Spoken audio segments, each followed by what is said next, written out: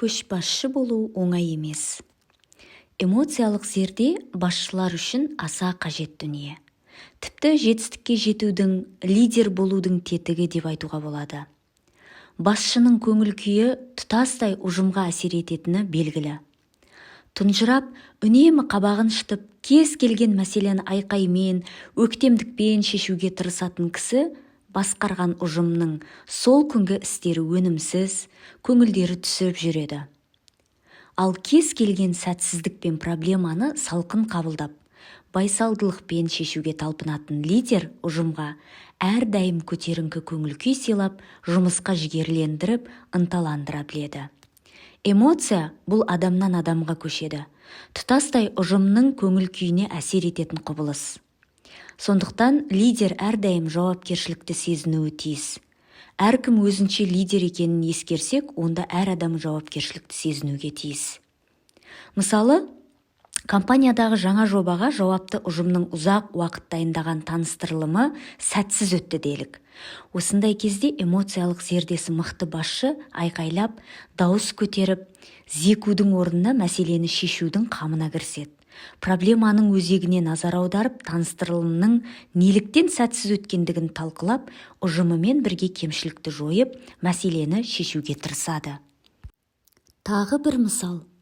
Командаңызбен ұзақ уақыт келісім шарт жасасуға күш жұмсаған ірі компания тапсырысты сіздерге емес, басқа бәсекелес фирмаға бергендігін хабарлайды. Мұндай жағдайда не істейсіз? Бірінші, көңіліңіз қалады, ренжисіз. Командаңызға қолдан келгеннің бәрін жасағаныңды, ал ана компанияның таңдау шешімі қате екендігін айтасыз. Екінші, командаңызға болған жағдайды көңілге алмауын ескертіп, оларды алдағы жұмыстарға ынталандырып, жігерлендіресіз. Жасаған жұмыстарыңызға талдау жасап, осал тұстарыңызды анықтап, тапсырыс беруші компанияның келесі жолы сізбен жұмыс істеу үшін қажетті әрекетке көшесіз. Эмоциялық зердесі дамыған басшы екінші нұсқа бойынша әрекет етеді.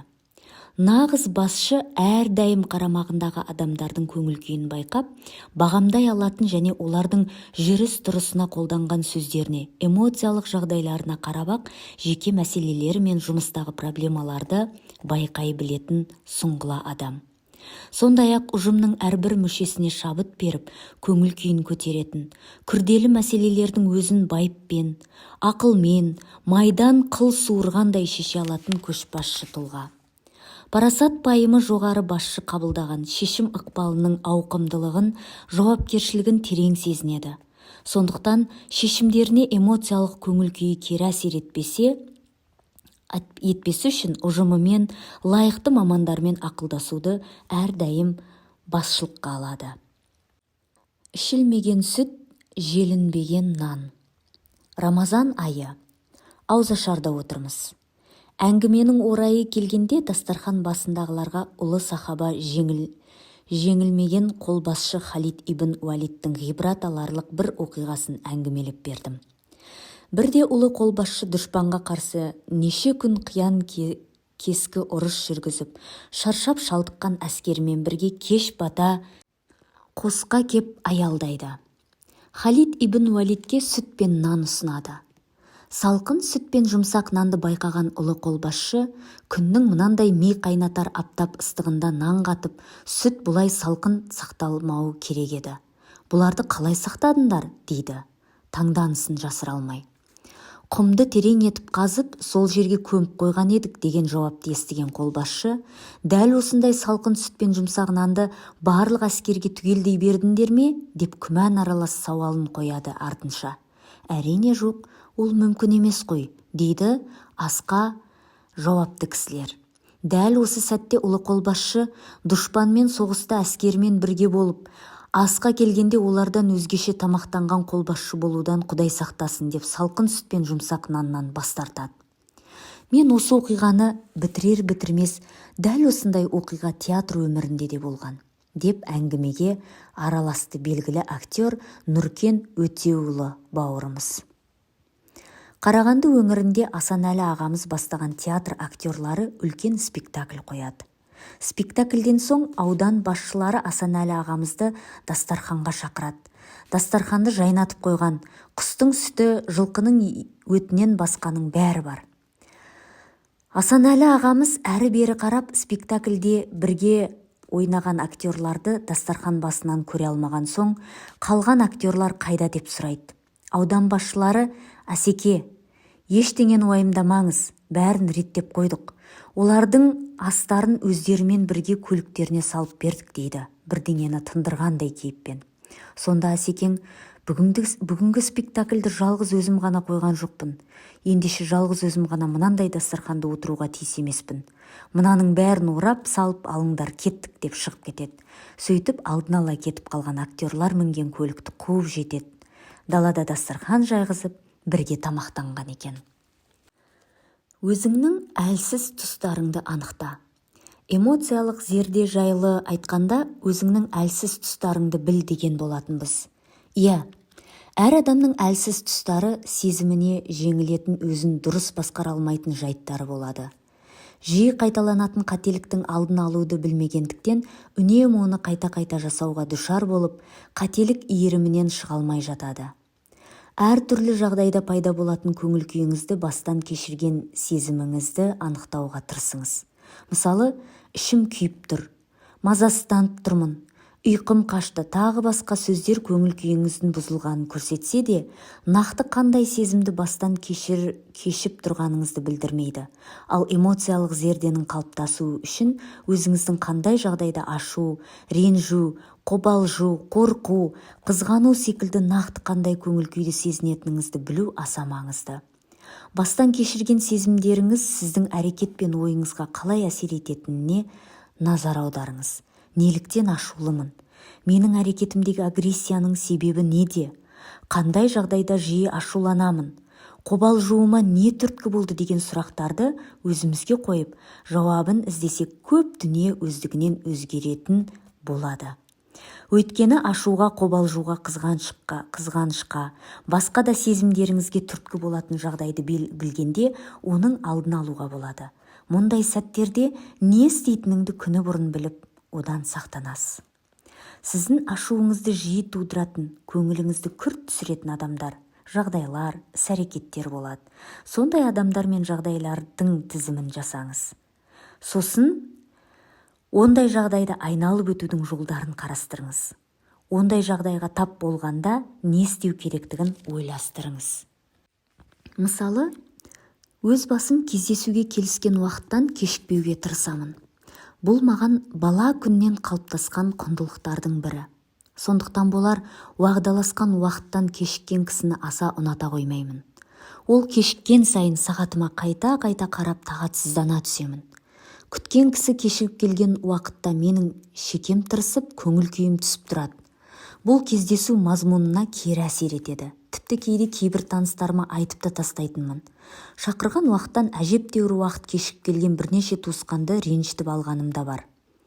Уақытты бағаламайтын, өзгенің уақытын ұрлайтын біздің қоғамда осындай жағдайлар жиі қайталана бергендіктен, күтуден туындаған мендегі жағымсыз эмоцияның түпкі себебін анықтауға тырыстым.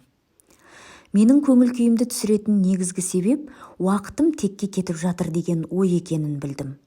Себеп белгілі болған соң эмоцияны басқару оңайырақ. Демек, күту кезіндегі уақытымды тиімді пайдалана алсам, реттелетін шаруа. Сөйттім де күтіп отырғанда электронды кітап оқуды немесе смартфонда қысқа дүниелер жазуды қолға алдым.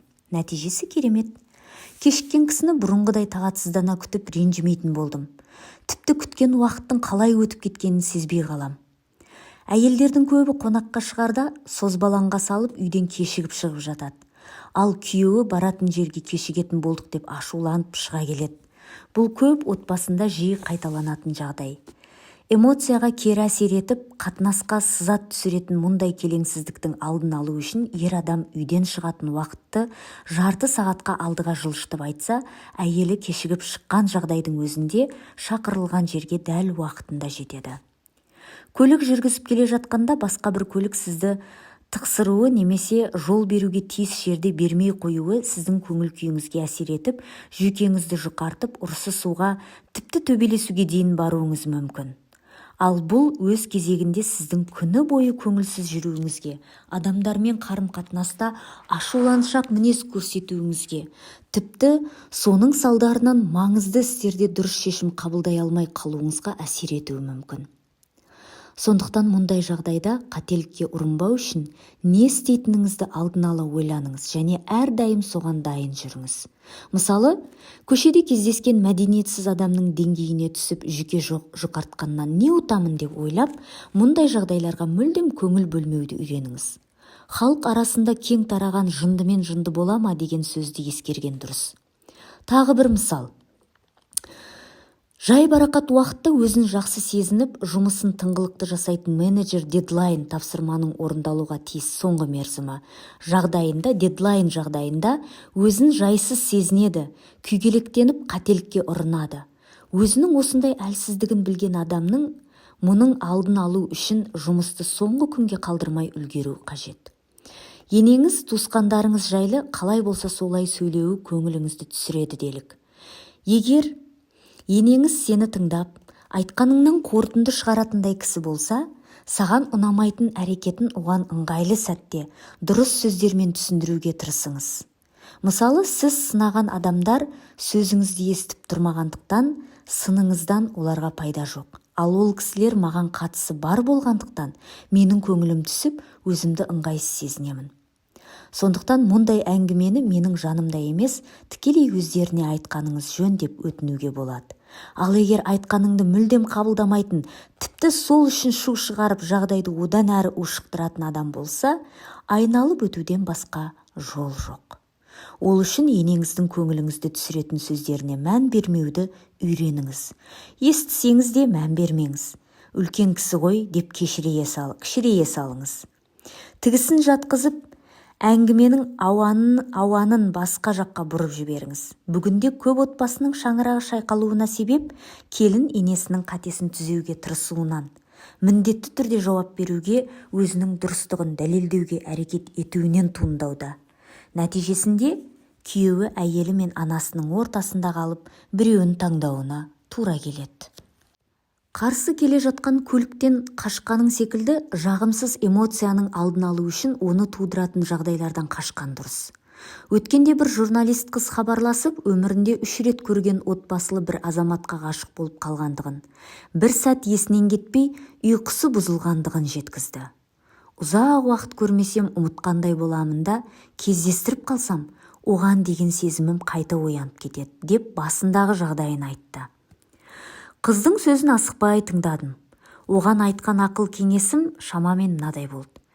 Біріншіден, жақыннан танымайтын адамға деген ғашықтық сезім.